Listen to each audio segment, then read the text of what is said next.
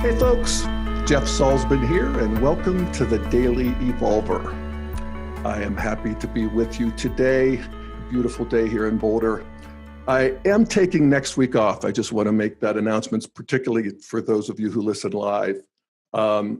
We have some additional postings. I'm a bit backlogged, and the truth is that I would actually like to have a week to work in my garden.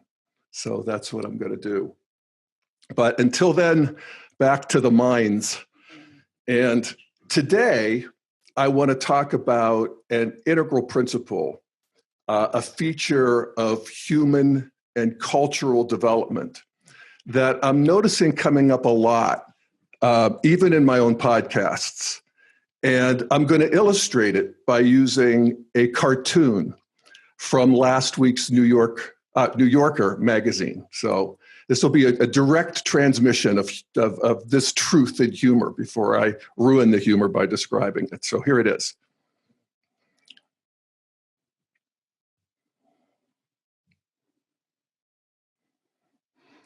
All right, so I know that some of you are listening to this in a podcast. So here's what we have. We have a cartoon of two guys who are sitting at a counter. One is just a regular guy in a shirt and tie drinking a Starbucks coffee out of the paper cup that we all know. And the other one is a Viking with a Viking antler hat and a huge axe and a beard and armor. And he has a skull in front of him that he is drinking out of. And the Viking is saying to the Starbucks guy, not to lecture, but the skull of your fallen enemy is reusable and much less wasteful. Not to lecture, but the skull of your fallen enemy is reusable and much less wasteful than the cup, of course. So that's funny, right? And what's funny, and now we'll start examining it, so we'll leach the humor out of it. Let me go back to stop share. All right, so we'll talk about humor just briefly, but what makes this cartoon funny is that on the face of it, both things, there's two things that are true, and yet they're completely in conflict with each other. And that's the essential absurdity that is brought out. And one truth is that the statement that the Viking is making is on its face true. The skull of your fallen enemy is indeed reusable and much less wasteful than a big Starbucks cup with a plastic lid and the cardboard cup holder thingy that we're just going to toss it away when we're done and have another one tomorrow. And so that's one true thing. And the second thing that is funny is that a Viking would never say such a thing, because Vikings are coming from, a red warrior, maybe early traditional stage of development, very tribal, ethnocentric, reuse, recycle. These are world-centric aspirations of a global sustainability consciousness that comes online at green postmodernity. So it's funny that a Viking would say that, or even be there with this Starbucks guy, and the whole thing is absurd. And this is, a theory about the spiritual potency of humor in general, is that it points out the essential absurdity of life in the sense that it tears a hole in the illusion that we have that life is supposed to make sense in the ways that we think it's supposed to make sense. And that rip in the fabric of our delusion allows us to momentarily see into eternity, through the hole. And that experience is so powerful that we literally can't help but have a physiological response, and that is laughter. And it's a release and a relief. And so, the integral lesson that this cartoon points out is that in development, you can't really skip a stage. You can't have a Viking talking in terms of a postmodern consciousness. You can't have a 9-year-old talking in terms of a 35-year-old. You can, sometimes they'll gust there, but it's not what not what we see. And so you can't skip a stage. That's one of the truisms of development and yet in our modern world, for the first time in history, for the last 50 years intensely, maybe 100 years, but we're called on to encounter different ways of thought, different worldviews, different stages, different antennae, different cultures in ways that we have never before had to do. And it's disorienting. It's also fertile. But, there's an integral lesson in here, and that's what I want to focus on. So to start, we'll look at a couple of the principles of Ken Wilber's Aqua model.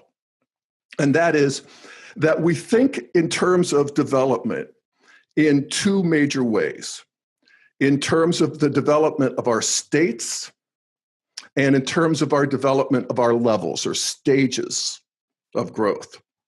So let's look at states first and just get them out of the way because we want to talk about stages. States are temporary and ever-changing. We just had an experience of a state, the state of humor, of that cartoon. And, there are many ways that we can find that same state, that same rip in the fabric of time and space, and to feel that merge with essential oneness and meditation. We can do it with drugs until that stops working. Travel, nature, anytime you get your mind blown.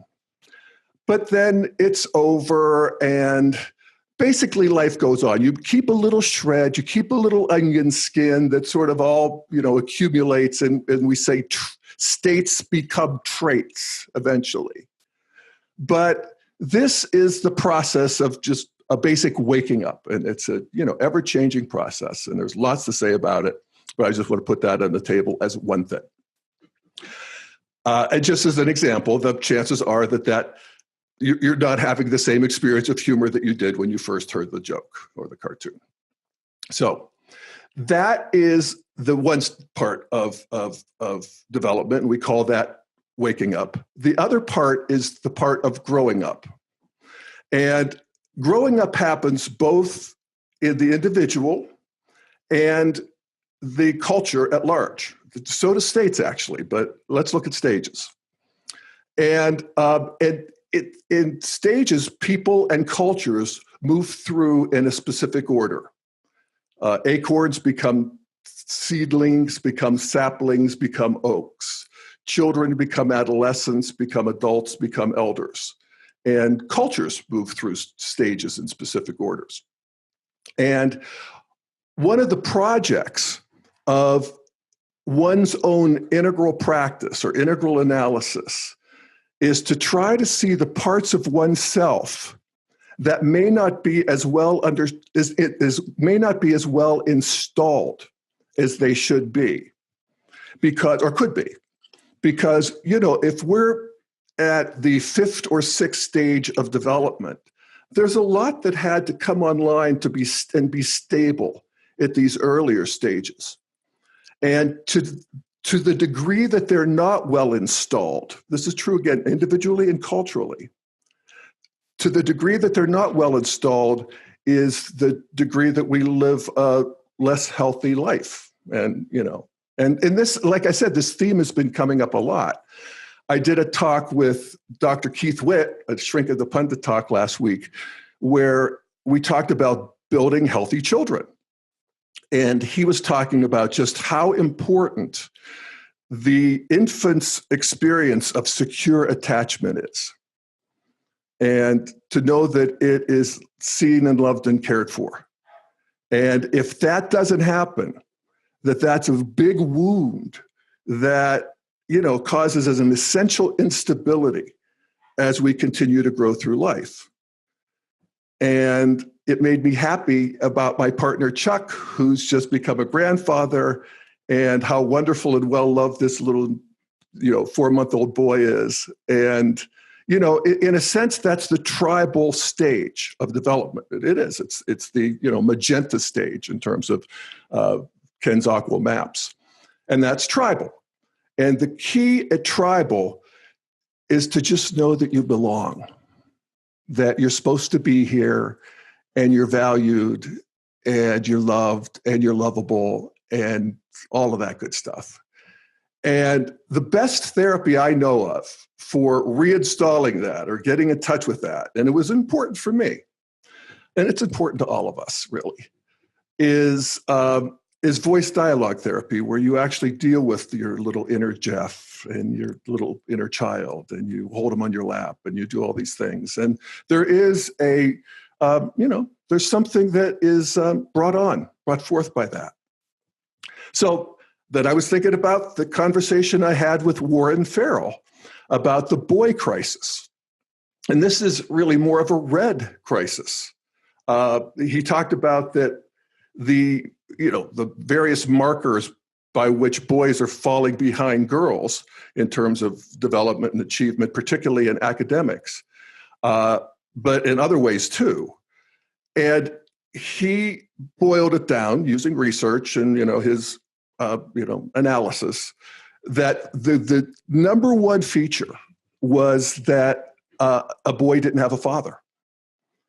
And a father, or at least a father energy, a father surrogate, who was providing what fathers traditionally provide, which is challenge, limit setting, physical roughhousing. And he points out that in some ways, our culture has moved towards the feminine pole in a way that is good for women, but detrimental for boys in ways that we are not aware of. And that's his thesis. And that is, I think an important piece of the puzzle that we want to be aware of. And it's continued, actually, when I think about the podcasts I've been doing recently, with the podcasts I did about Jordan Peterson, the hot new public intellectual who has written a big best-selling book called 12 Rules for Life, which has hit a huge nerve, particularly among 20-something men who have not had traditionalism well installed. So it's organized around discipline, self-respect, discernment, obedience. And Peterson's, in at least this book, and his audience is, working on this traditional to modern move. And he makes sort of these traditional, like, get off your ass and make something of yourself. Make your bed, stand up straight, with your shoulders back, be a man, be a person. A lot of women turned on to this. But it doesn't have an appeal to authority. It's not because God said so. He talks about God does say so, but it's mainly because you want to be what you could be. You want to make the best of yourself. This is a modern view. And that's, just like he has 1 million Facebook subscribers to his channel. He's a huge sensation.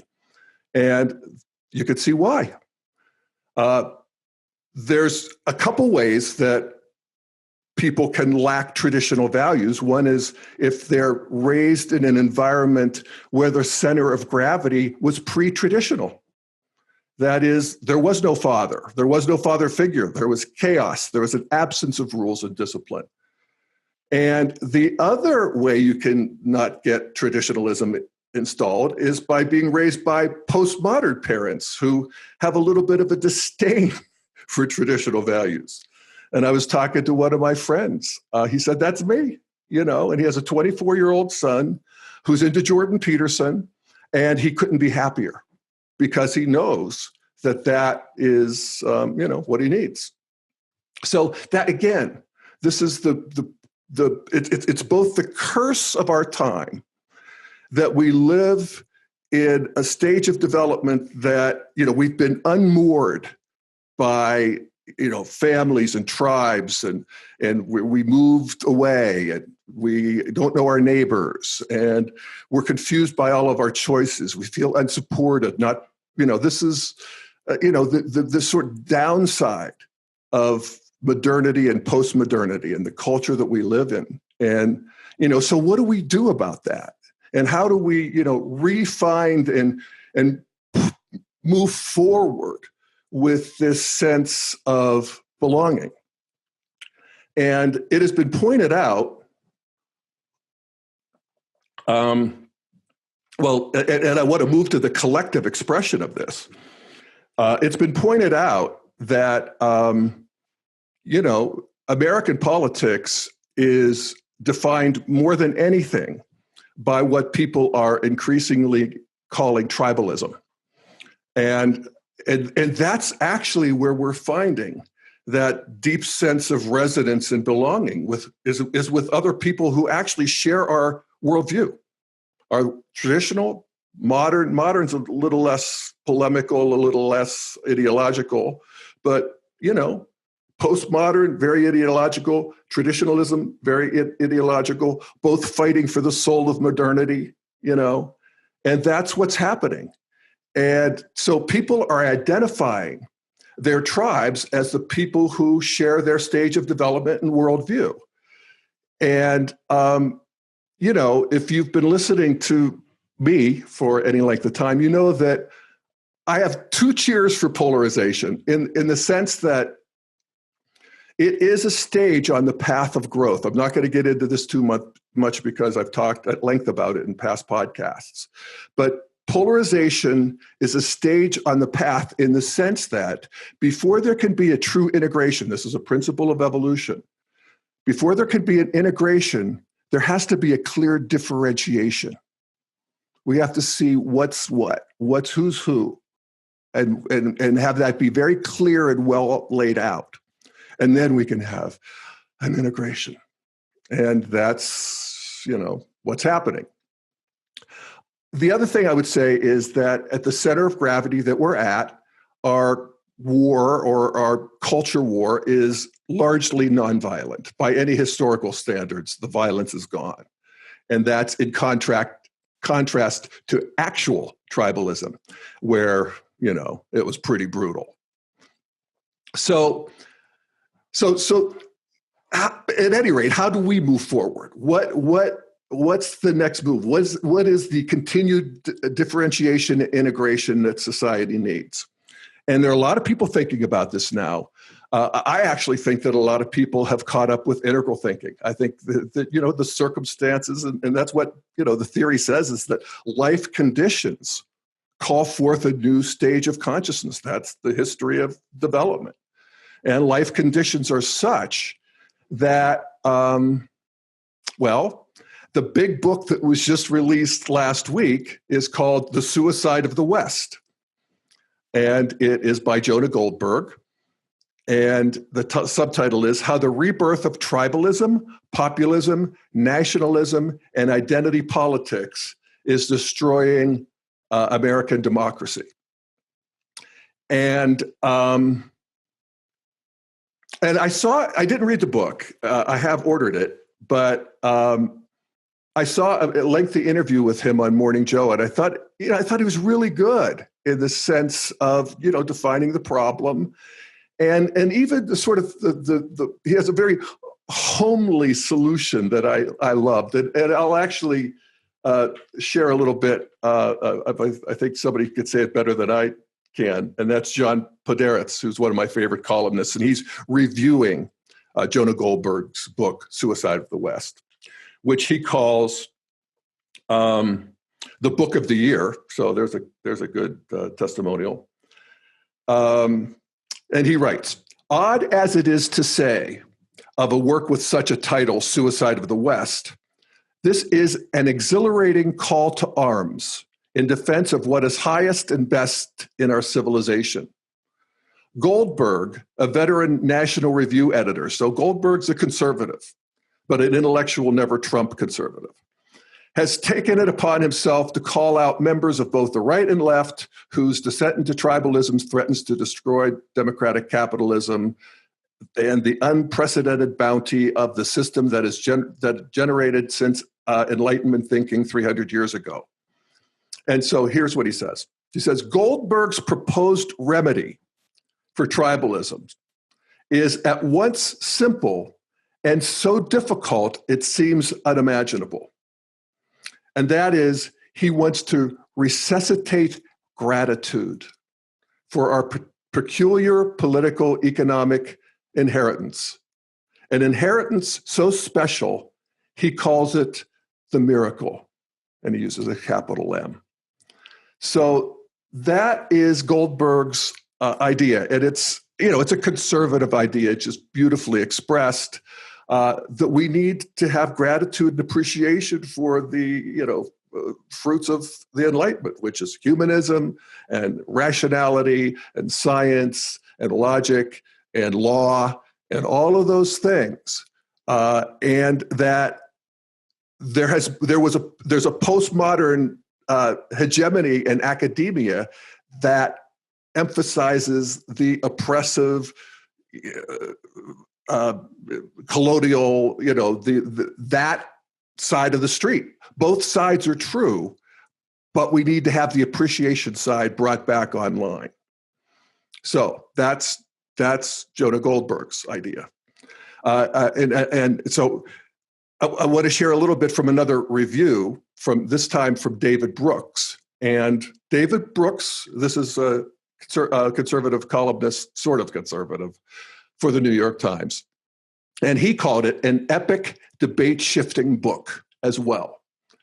But he wasn't 100% positive. He says, excessive individualism is our problem, not romanticism. This is David Brooks' critique of Goldberg.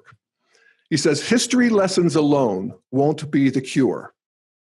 What Goldberg misses is that individuals in a democratic society need to feel bonded to one another through networks of association that begin at the level of family and community.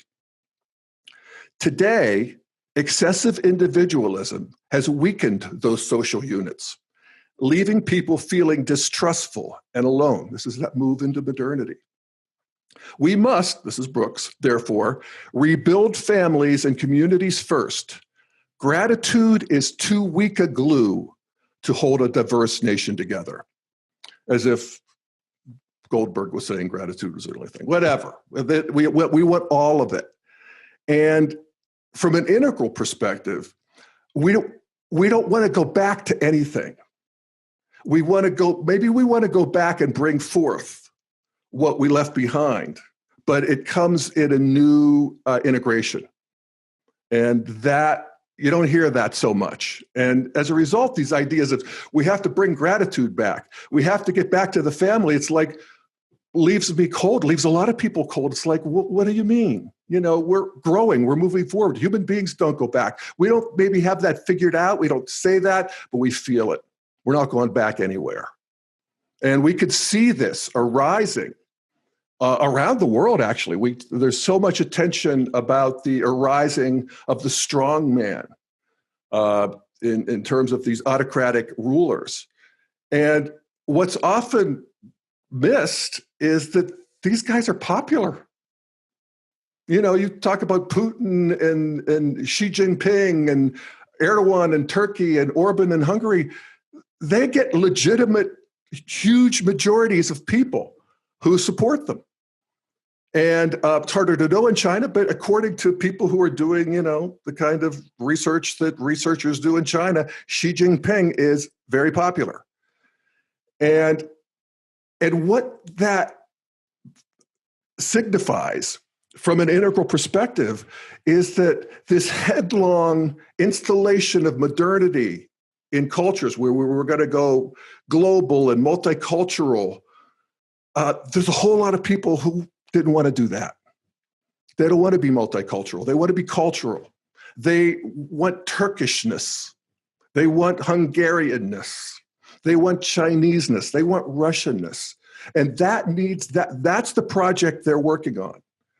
And it ain't pretty. There's, aspects of it that are quite distasteful to people who have, solidly installed the ideas of the rights of individuals and so forth, and a free press and laws not men and all of that good stuff that we'll see, because in terms of, this backlash that the, huge traditional strata of people are saying, stop, no, we're not going there just yet. We did it too here in the United States with the election of Donald Trump as the president of the United States. So, here we're going to see if the modern context holds. I suspect it will. The whole thing was written in anticipation of a Trump coming along. So we'll see if it works because he's testing it. But otherwise, we have to have a different, we have to sort of reimagine, how cultures evolve, how people evolve.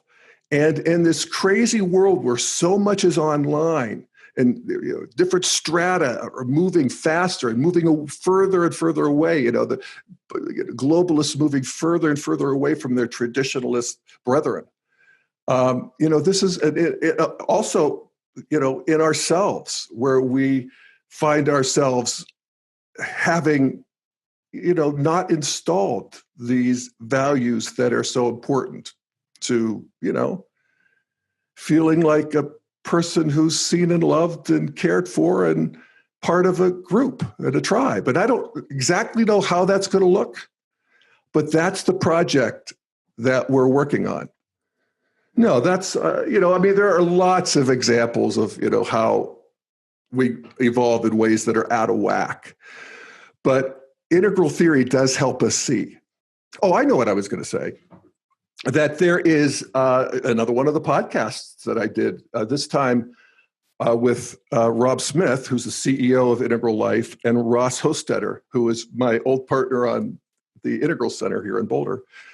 And we were talking about the new social codes, this good citizenship scores that are being installed in China, where there's a whole, big data. It's called Big Data in Little China, and how big data in China is scoring people. They're doing all these different test cases of how to score people in terms of, did they jaywalk? Are they, paying their taxes?